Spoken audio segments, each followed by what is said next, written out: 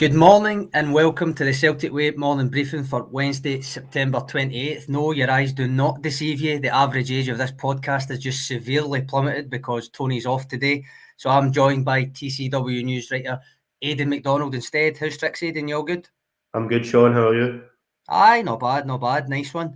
Now, before we get into today's topics, what is it Tony always says? Read the strap line at the bottom. That's the one.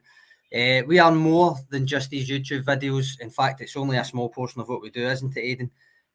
So www.celticway.co.uk/subscribe. The link to that's in the comments and the description. It's currently £1 for 2 months of full access. So that means you can read and you can watch every little thing we do on that website. Scary thought though it might be. That's analysis, interviews, tactical stuff, data stuff, newsletters, lists, rankings, predictions, match ratings, features. You name it, we have it, Aidan. Yep, there's loads of good content there, guys, so definitely get subscribed. Now that bit's out of the way, the international break is finito, Aidan. Celtic had several first-teamers in action. They had some that were meant to be in action and had to drop out, obviously, but we'll concentrate on the ones that were actually there. Now, they were involved to varying degrees of success, I would say.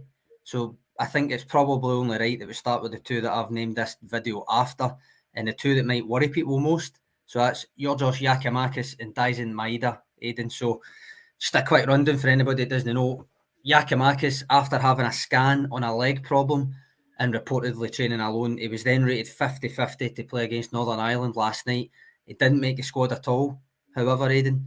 And Israel manager Gus Poyet has subsequently been quoted as saying that he doesn't know how long he'll be out, but he doesn't think it'll be that long. However, if you were to ask him now, which I presume someone did, and this is why it would get brought up, I don't think he'll play the weekend in Scotland. So, I mean, what impact does that have on Saturday for you, Aidan, Giakoumakis, if he is unavailable completely? It's definitely a massive blow, Sean. I mean, that now means you've only got Kyogo, who we all know is an excellent player, but, it really suits to have that option of having Giakoumakis to come off the bench. Now, we've not got that you're now going to rely on Kyogo potentially having to play 90 minutes the next two games now, if it's going to be an extended period Giakoumakis is out for. So, in my opinion, I think it's quite a big impact and a big blow if he's going to be out for a period of time. I suppose the alternative to that is who would come in for, say, you wanted to still play Kyogo 60-65 minutes or something, you didn't want him to play 90. He's not had that much football over the international break, so 90 is not out of the question. But if he does want to continue playing him 65-70 minutes or whatever, Liel Abada was fit after the reports of a muscle strain. He played, and he actually played up front for a while for Israel under-21s in their Euros playoff against Ireland, which they won, but he was off by the time that the full-time whistle came. So you could still replace him, Kyogo. You could still play it that way, where it's 65-70 minutes. It doesn't need to be Giakoumakis that comes on. Yeah, I mean, the Abada shout is a good point, to be fair. I think it's just more the fact that you'd rather have your two designated strikers there as the options right through the middle. But obviously, we know the amount of goals Abada's scored, his movement, and how deadly he is in the box. And he has played up front before, like you say. So, yeah, that, of course, is an option. It would just, for me, I would just feel much better going into the next couple of games, including the European game, if Giakoumakis was an option off the bench. Mm-hmm. I mean, Poyet did say he doesn't think it'll be too long, but for this weekend, he was assuming that it would be too soon. That's maybe not necessarily the case. Celtic will assess him when he gets back to Lennoxtown. Ange Postecoglou will definitely be asked about it on Friday at the pre-match presser, so we'll know then. And more importantly, we'll know for our predicted lineups.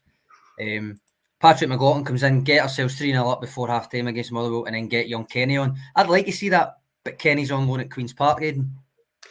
Yeah, that was... I understand why he went out on loan. Obviously, he had to get the game time, but it's situations like this when you kind of wish that it was maybe another player. But then I suppose Ange can't account for this happening, can he, really? Don't know when a player's going to get injured. No, I as I said yesterday, I totally understand it. This is a potentially unlikely situation where he might have actually got game time, but other than that happening, which you can't legislate for, I agree. Other than that happening, he was never really going to get that opportunity with the squad that's there. He's not really been playing that much for Queen's Park so far, but I'm keeping an eye on it because I quite liked him in pre-season, and I know he only really get that Viner Victoria game, and the opposition wasn't great, but I still liked his wee like during pre-season, Aidan, I kept talking about we idiosyncrasies and we learned behaviours and stuff like that. And I quite liked what I saw of him from that respect rather than just who he was playing against. So I think he's one worth keeping an eye on. Obviously not for this weekend. Yeah. Frank Kennedy, what do you think of this, Aidan? Frank Kennedy says Ange needs to bring in another forward and centre half. We're only a couple of weeks away from the window shutting. I mean, I wouldn't complain about more players coming in. Obviously, I think Andrew's mentioned himself in recent quotes. I don't know if it's in the Sydney Super Cup promotional thing that he is looking to, be bringing in some more players in January. So I'd imagine that'll be two positions that he will target, but I couldn't give you any names for anyone now, Sean. Just before we move on from Giakoumakis, it was worth noting, and I don't know whether I'm reading too much into it, because Poyet literally addressed the injury and says he just wasn't fit to play. But I wonder if that was an important game, whether it would have been a different mindset from Poyet, because it should be noted that Greece were already guaranteed top spot. They were essentially playing for nothing. So there was even less of a reason to make a decision on Giakoumakis, if you know what I mean, for that Northern Ireland game. So it would have made little sense for the player, and it made arguably even less sense to rush him back from an international point of view. So, as I say, Postecoglou will provide an update on Friday, but I don't know if I'm maybe looking too much into it. What do you think, Aidan? Maybe thinking it's more the game they were playing rather than his actual fitness. Yeah, that could be a good point. I mean, the fact they had nothing to play for, maybe he did think there's no point risking anyone with an injury. Sorry, so that could be a reason, Sean. Hopefully that is the case, rather than that he is really struggling. So now the other one that was worrying people yesterday, well, there was more than one worrying people yesterday, but the other ones all kind of ended in positive stories. Daizen Maeda, Aidan, he did the opposite of Kyogo. He played up front for the opening 45 minutes of Japan's doubleheader against the USA. Well, the first of the two games, which was against the USA. Kyogo done the opposite. He played the first 45 of the second game against Ecuador. Both came off at half time. Maeda came off at half time because he had what the GFA called a right leg injury. Kyogo just came off at half time. He's, as far as we're aware, totally fine. But with Maeda, he then missed training and missed the Ecuador match. So when he did play, he didn't manage any shots, but he did tally a couple of dual wins and interceptions. So I look at that kind of stuff. But what I would say, Aidan, is encouragingly, Japan Times journalist Dan Orlovitz tweeted that he was watching from the stands. Maeda, was watching from the stands. So he had been sent back to Glasgow immediately, which I would take as a good sign, Aidan. Yeah, I would say that's a positive. It was a serious injury. I'd imagine he'd be straight on the plane back to Lennoxtown to get assessed, etc. So yeah, we'll take that as a positive, I guess, and hopefully he's another one that's not out for an extended period of time, because I know he's getting a wee bit of criticism online for his start to the season, but the quality Maeda can possess, so he's a player that you definitely want in this kind of run in terms of game before the World Cup break. He's not hit the goal trail yet, is what I would say, which is backfiring on me spectacularly for predicting him to be top scorer at one point. But he's still got, was it 4 assists? He might not have discovered that scoring touch in front of goal yet, but he's still been contributing, and that's in addition to his obviously renowned work rate and stuff. But more than anything else, with Giakoumakis potentially out, Maeda is your other backup striker, because he provides that versatility there, doesn't he? Yeah, that would be another option as well. If either one of Abada or Maeda's available, then I suppose that would give us another option, so that Kyogo didn't need to play loads of games. So yeah, Maeda would be another option in there, definitely. The way I see it with the depth chart, I know I just put them in one position because fundamentally you can't play two at the one time, that kind of thing, although there's a versatility within it. The way I see it is Kyogo, Giakoumakis, then it would be Maeda, and then Abada, and then you're really stretched. You're maybe looking at, I don't know, Turnbull playing there again, like you said yesterday, or Haksabanovic maybe moving central. I don't know. That's the way I see it now. I know Maeda isn't really favoured in the central striker position. You would probably think you would count him as a winger, left or right, because he's been playing right now. I done that depth chart. I made the point that when both him and Jota start, it tended to be Maeda left, Jota right. That's actually switched now, and he's actually been playing on the right as well. But in terms of centre forwards, I think he's third choice centre forward, if you want to put it in that way, in terms of the versatility. So when both of them get injured, you're kind of looking going, well, is Kyogo going to play 90 minutes? Yeah. I mean, when you make that point, it probably is clear there's maybe a wee bit more kind of in terms of options, and I was thinking, but yeah, it's just, I think it's just a concern, isn't it? Only because you just think back to last season when that period in the December run. I know we have a much bigger squad than we used to then, but just a concern that you're having to play a lot of players out of position and stuff like that, and then results suffered. But obviously, we've got a lot more depth than we did then, so fingers crossed that doesn't happen. Brian Robertson get the chance to play Jota on the left. Patrick McLaughlin, what do you think of this? We kind of spoke about it yesterday. Can see Forest starting. I actually think there's less chance of that than when we spoke yesterday because Leo Labada played for Israel under 21s. Yeah, I think the fact that Abada seems okay would say to me that it's probably unlikely Forest will start on Saturday. Yeah. Now, I suppose we should take a look at the rest of the international first teamers, Aidan. Start anywhere you would like to start in particular? Scotland, maybe? Yeah. I'll go up Scotland now. Well, obviously, Callum McGregor, Greg Taylor, David Turnbull, and Anthony Ralston were all called up. Different fortunes, would you say? Different fortunes? I mean, David Turnbull right away, ankle injury, sent home. Yeah, that is a bit of a blow, to be honest. He would have been hoping to probably kick on after struggling a wee bit in that St Mirren game. Get some minutes under his belt, positive performances. Hopefully that's another one that's not too bad. Obviously, Steve Clarke, he kind of made it quite clear after the Ukraine game that Turnbull was the first Ukraine game, I should say, that Turnbull was going to be sent home. So, yeah, fingers crossed he's okay. But the rest of the guys I thought when they did play, even Ralston, when it was limited minutes, done pretty well for Scotland over the break, Sean. I mean, I kind of mentioned yesterday what Clark said about Turnbull, which to me, I mean, I might again be choosing to see a silver lining, but the way that he phrased his response to Turnbull getting sent home suggested to me that it was the Scotland games that the time frame was out of whack for, and that it might actually be fine for Saturday, even as soon as that. Whether he would start or not, I don't know. That probably takes us on to Reo Hatate, who we will come to when we talk about Japan. He kind of mirrored Turnbull's usual international break where he went and didn't get a game, which is actually probably again a benefit for Celtic. It wasn't exposed to that extra chance for injury, that kind of stuff. Not so good for him because you want to go, you want to play, maybe cast a wee bit of doubt on his place for a World Cup squad place, that kind of thing. But in terms of the other Scots, yeah, as you say, Anthony Ralston, 33 minutes or so against Ireland. It was left in the bench for the opener, and then I think it was 4 minutes or so last night in place of Aaron Hickey. But I think he's done all right, especially against Ireland. Suppose the other two are the headline stealers for the Scotland ones for Celtic, aren't they?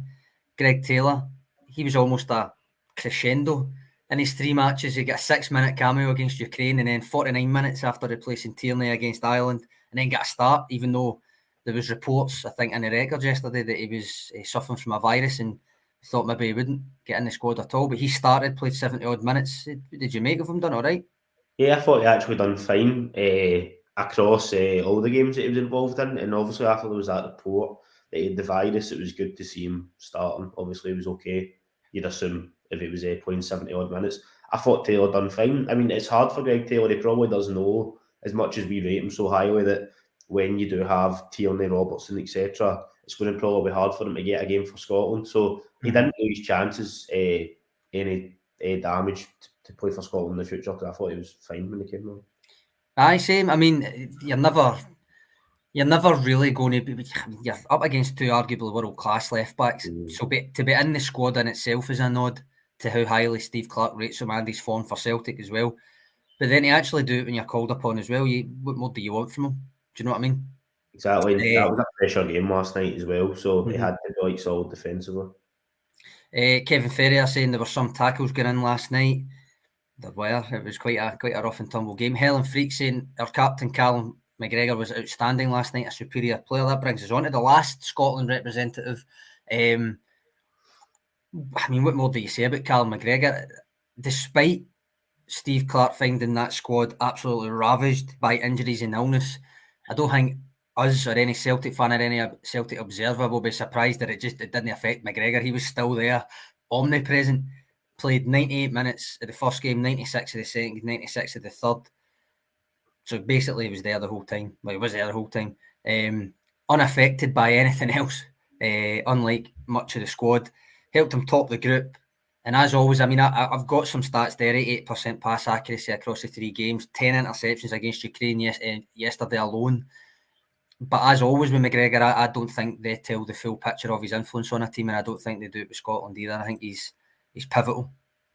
I think, yeah, particularly that first Ukraine game, the 3-0 victory, it was absolutely amazing. Like, his decision making, as we know, was superb. But seeing it, like, with players that he's obviously not going to be used to playing with all the time, he was really, really good, and he just completely controlled the game. And he was pretty good against Ireland. Then I thought he was really good the other night as well. So, nah, he was brilliant during the international break. Japan, the other, well, we talked about Maeda in depth there, but Alan Robertson saying Kyogo went off at half time, no note of an injury. As far as we understand it, Alan, no, it was just withdrawn at half time.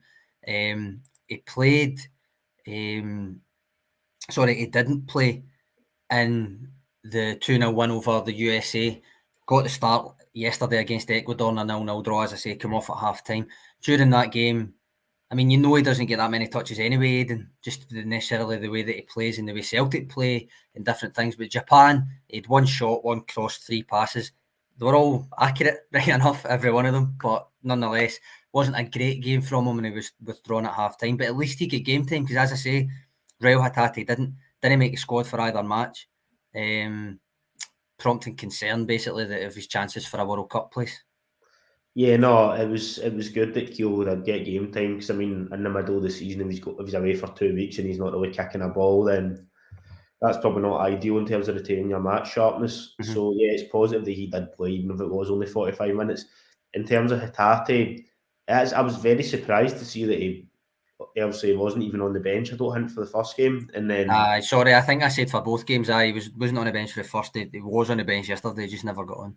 And then yesterday he wasn't involved either, which is a bit strange. Yeah, maybe does put his World Cup place in doubt. I mean, I'd imagine with the run in the Celtic games, if he's going to be performing well in the Champions League like he did away at Shakhtar, it'd be very hard for him not to be involved. But it must be the Japanese manager doesn't fancy him as much as Ange Postecoglou does. I mean, I might be searching for silver linings and stuff, but at least he wasn't exposed to extra game time or chances for injury, I suppose, is the way you look at it from a Celtic perspective.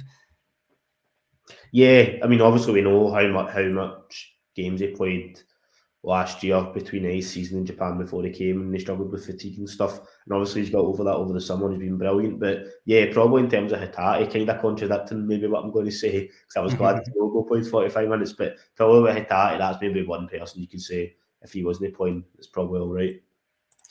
Right, Josip Juranovic, Aidan, I'm going to bring him up next. He was away with Croatia. He was obviously rested for that 2-0 defeat to St Mirren. I know we don't talk about that anymore, but it was obviously a resting exercise, and Ange Postecoglou kind of hinted that after the game, different for Cameron Carter-Vickers, he picked up a knock. But if there was any doubts of an injury or anything, that was put paid to when he went away with Croatia, yeah? Yeah, I would say so. It must have just been because, like Ange said, he's played so many games. To give him a wee break. I was worried that it was going to be an injury, so when I seen he was playing for Croatia, I was quite relieved. I mean, that went from being a wee rest against St Mirren, it went straight into a 95-minute performance at right back for Croatia when they beat Denmark 2-1. Now, again, some stats from that, it came out the other end of that. It was mixed, I would say. 80% pass accuracy, which depends what kind of passes you're playing, is not necessarily a bad thing. And uncharacteristically poor no crosses from 4, found their target. Done well with his dribbling, 7 of 13 duels won as well, 3 interceptions. So a decent, if unspectacular game. It was then left on the bench for their last game, which was a 3-1 win against Austria. Croatia actually topped what is essentially the premier group of the competition, Aidan, League 1A. Yeah, Croatia are a cracking national team, as we know, when Scotland played them last year. But yeah, Juranovic always seems to be involved with the national team and doing well. I know you were saying he maybe didn't have as many crosses in that game. Maybe he was getting asked to play a wee bit more defensive than usual and sit back, maybe. Because we also know Denmark are a very good team as well. But yeah, sounds like he was solid as usual. And the fact he got a wee rest as well for one of the games probably doesn't hurt. I mean, no reason he won't be straight back in for Motherwell then, do you think? I would assume so, yeah. The fact he's went away and played at least one game. Spoiler alert for our predicted lineups, maybe. Aye. Liel Abad, did you think we spoke about him enough? I mean, I didn't really. I just says he played, but it's probably worth saying exactly what happened, because if you were looking at the Israel team, just the Israel senior team, you'd be like, well, he wasn't there. But that was because the under-21s had a Euros playoff against Ireland, and because he's still only 20, remember, he was eligible to play for the under-21, so they switched him after he played in Israel's first game, the 2-1 win over Albania. 78 minutes he got in that. Switched from right wing to centre forward. Don't know if that's a wee harbinger of things to come if Giakoumakis is indeed out. But there was reports in the Israeli media, which we talked about yesterday, that he had a muscle strain, and that was going to cast doubt on whether he would be moved to the under-21s for that game or not. He did get moved. He did make the starting 11, played up front until way into extra time. So no concerns as far as I'm aware, Aidan. No concerns. Should be straight back in for Saturday. Yeah, I'd imagine it'll be an option to start at the weekend. The fact that he's obviously played all those minutes, he must be okay, which is another positive, because obviously when those reports came through that he was maybe kind of not, everybody was concerned. So yeah, he should be involved, Sean, definitely. Joe Curran here with a wee message to the young team saying the old dad's having a break. Hail, Tony. He's taking a well-deserved break, Aidan, I'm sure you'd agree. Indeed, With shades on probably as we speak. Right, last but not least, actually no, there's two left. So what one would you rather? Sead Haksabanovic or Matt O'Reilly, Aidan? What one? Will we go for Matt O'Reilly first, given that he was... Go for Matt O'Reilly. So you want to end on a bum note, right? Okay, I get you. Well, right, a senior cap still eludes him first and foremost, which I still feel is only a matter of time. I don't know about you, Aidan, but I just feel he's going to become unignorable. Whether it's in time for the World Cup or not, now I don't know so much, but I still feel he's destined to play senior football for Denmark. Yeah, I think so. And obviously, if he's probably another one, if he does well in these last few Champions League games, that is going to be very hard to ignore him. Obviously, Denmark have got a high quality midfield, but even if he doesn't make the World Cup, I'd be very surprised if come the qualifiers for the Euros in March time, he's not a contender for the Denmark squad. Now, he started both Denmark under-21s matches, both against Croatia. It was a two-legged affair. And although it ended in heartbreak because they get beaten a penalty shootout, O'Reilly actually done all right himself, as you would expect, probably. His two outings, he totaled 169 minutes, 81.5% pass success rate, which again, I would always give the caveat with O'Reilly is that he does try the riskier passes, which means his overall rate probably isn't going to reach the same level as a McGregor and Aaron Mooy, like, you know what I mean? That's another one, actually. We've not spoken about Aaron Mooy yet. Won 13 of 22 duels, 5 interceptions. I know this is kind of advanced stats, but his expected assist was 0.44, which, when you take any Celtic games, the only games to have beaten that so far this season is that Aberdeen win on the opening day and then the 9-0 against Dundee United. So he had a good game in that second leg. He also notably scored in that game, Aidan. So as I say, he's doing well. There's not much more you can ask him to do at under 21 level. This is why I think it's only a matter of time, really, until he gets the full call-up. Yeah, I'd imagine it will come quite soon. The fact that he has been playing so well for his club and since he joined the under-21 set up for Denmark, I think he will be involved sooner rather than later. Woof woof, I hear a dog. That'll be my wee dog Barney, who obviously disagrees that Matt O'Reilly deserves to be in the Denmark full squad. But right, Sead Haksabanovic played a part in both of Montenegro's games, Aidan. Central midfield for a bit, left wing for a bit. They lost both, but it's the latter game when they get beat 2-0 against Finland that will be taking the focus, because he was withdrawn injured after about half an hour, 32 minutes, complaining of a left foot injury. Now, the Montenegro assistant manager said afterward that it disrupted everything. But as far as I could see before we come on here, there's been no direct update as to the severity. So maybe not as bad as what we thought yesterday, because Leo Labada played. Again, putting all my eggs in his basket now, I think. But nonetheless, it's not ideal for Haksabanovic himself, having only had one start, try to get back up to speed after the Russia stuff and all of that. Yeah, it's probably not great for his progress if he's then going to be out for a period of time. I think that's definitely one that we'll be kind of waiting with bated breath, to see Ange Postecoglou's press conference, to see him comment on that. I'm assuming he'll be asked about it, because it doesn't...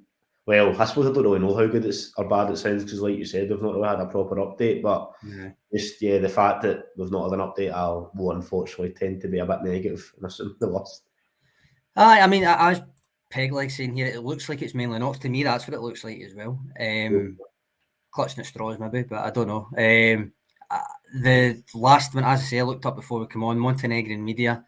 It's still just what it was saying yesterday, which is just that it was a left foot injury and he needed to come off. Now, if he needed to come off, obviously it was bad enough to not play the rest of that game, but that doesn't necessarily mean that he's out for weeks or anything like that. So, as I say, he'll be assessed. I'm supposed to call Blue asked about that again on Friday, you would think. Probably will just be saying, right, Ange, who's not injured? But, right, Alan Robertson bringing us up to Aaron Mooy here.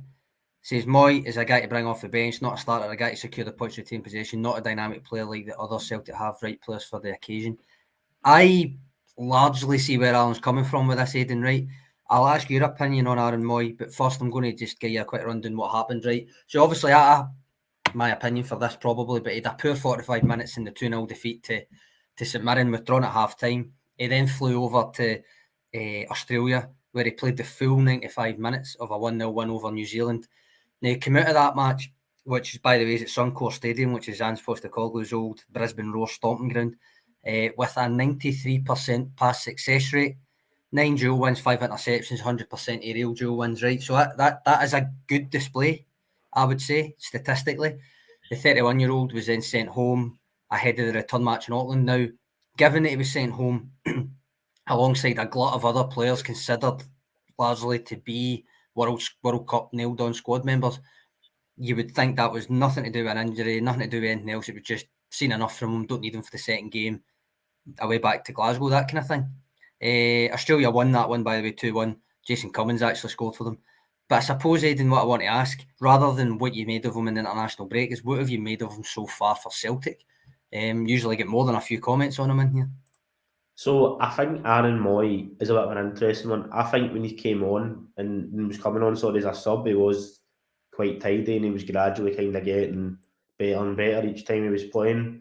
He kind of leading up to I thought when he came on in the kind of 2 European games, he done okay in both of them. And I thought against Shakhtar he was all right as well. Then obviously the St Mirren performance came, and in fact, sorry, I should mention he did start that League Cup game against Ross County actually. Yeah, which he done all right in that game as well. So it was his second start against St Mirren. When he started that game, as my opinion as well, showing like yours probably, but he did struggle a bit, and I think the fact that you've seen that he got moved forward and McGregor got dropped back before he got taken off, that kind of showed you that the manager could see it wasn't really working either. I think Mooy's been fine, and I think that role of coming off the bench to kind of control a game and kind of just see it out or just be tidy with the ball, that is an important role to have. I think that's probably what a lot of us thought James McCarthy might be used for when he was signed. So if Aaron Mooy's going to fulfil that role at a better standard than James McCarthy, I think that's fine. I just don't know if when you're playing outside of a really tough European away game, when you're trying to break down teams and progress the ball quickly, I just don't know if Aaron Mooy's the answer, based off what I've seen so far, which is a small sample size, to be fair. Nah, I'm much the same as that. I think, without trying to be too harsh on him, because he is still getting back up to speed, I think you can see that in some of his play. I do feel as if he's still playing within himself with his passing. I mean, you just need to watch his tapes, basically, and it's you can see that he's got stuff in his locker that he's simply not showing, and more frustratingly, sometimes actively not attempting, is what I would say. It's all one keeping it simple if you're 2-3-0 up and he's coming on for the last 10 minutes, which I kind of did think, and I said this pre-season, if James McCarthy was going to have a role at Celtic, it would never be as a starter, it would be as almost a closer to come on and break things up, keep it simple, that kind of thing. It looks like Aaron Mooy has usurped him in that kind of role. I also said about Aaron Mooy that he would replace everybody and nobody, in terms of probably wouldn't start a lot, but when he came on, he would play the 6 or the 8, that kind of thing, and give people chances to get rest. But as it stands just now, I think there's a difference between coming on and keeping it simple when you're 2-3-0 up and playing when you need a goal, like Shakhtar, and still playing within yourself. I do think that invites criticism in a way. Now, again, I don't want to be too critical of him because he's still getting up to speed, but that is my own impression of him so far. Yeah, I think when you're going into a game environment where you're desperately chasing a goal, I don't think it is unfair to say that based off what we've seen so far, Aaron Mooy's maybe not the kind of best player to bring on for that. I mean, I could be wrong, but just the only example I can really think where we've been chasing a goal, he's came on and he's kind of played a really good ball in was right at the end of the Shakhtar Donetsk game when it was a wee clip in at the end to Giakoumakis who jumped up and headed it and it just almost rolled in the net. But I think he has got good qualities. I just don't think it's kind of geared towards starting. Unfortunately, the way we play, we're always usually dominating possession and try to break teams down. I just don't know if he suits that, to be honest, Sean. I think that was one of only 2 forward passes he attempted in that game, if I'm right in saying. Which, if it's not on, it's not on. That's what I would say in his defence. If the pass isn't on, it's not on. But there's been a few times I feel a player of his passing ability could take that risk, and I would rather he had 87% pass success rate than 97%, trying a couple of risky passes now and again, that kind of thing. But it depends on the context. As I say, a lot of the time he's coming on and it's just seeing out the game. But there has been like that Shakhtar game when he could have attempted a wee bit more. There was the Real Madrid game where he did attempt that pass, but similar type of thing, clipping it into the box. But what I would say is it was Kyogo against Thibaut Courtois that he was passing it to. So then I would still argue was it the right pass. But as I say, we'll see. Beach Boy saying spot on. Mooy's brilliant at coming on to see games out, keeps the ball and kills the game, but hasn't got the pace of play to start games. Again, don't necessarily disagree with that, Aidan. Yeah, and once again, it is a small sample size, but I would say based off what we have seen so far, what the comment I was saying there was pretty accurate. But the thing is, it's a long season. There's going to be a lot of games, and particularly if Celtic do progress in Europe, it might come at the stage that Ange does think, I'm going to play Mooy because we're going to be a bit more defensive. But I just think for the majority of domestic games and that, I don't think him starting suits the team that much. I mean, Pegleg pointing out he likes to play further forward 6, not really his position. He's had the chance to play 8 a couple of times as well, still not playing the passes for me. Although I would point out that when you look at his career, he has played pretty much both. I wouldn't say that he necessarily prefers one or the other. Well, he might personally prefer one, but in terms of where he's actually being used, there's not much of a difference. Which is why I was kind of saying I think he'll replace everybody and nobody. It'll just depend on what you're needing from him in that game. And then Pegleg coming back in again saying, great man to see a game out though, which I think is where we're at with him just now. But I think, is there anything else you'd like to add about the international break, Aidan? Any other observations, or quite happy to call it a day there? More just actually to watch Liverpool about Callum McGregor again just before. I thought he was really, really good across all the games, and it's also a bit different playing for Scotland. Obviously, to Celtic's a bit more defensive, maybe not got as much of the ball, but I thought when he had the ball, he made every pass count, and his defensive work was really good as well. So just some more Callum McGregor propaganda, Sean. Just is it propaganda if it's true? I don't know. No, that's a good point. I think we'll call it there for the day, and then that's over half an hour. I think we've rambled on for. So thanks for your contribution. Thanks as always to the rest of you all for watching and commenting. Much appreciated.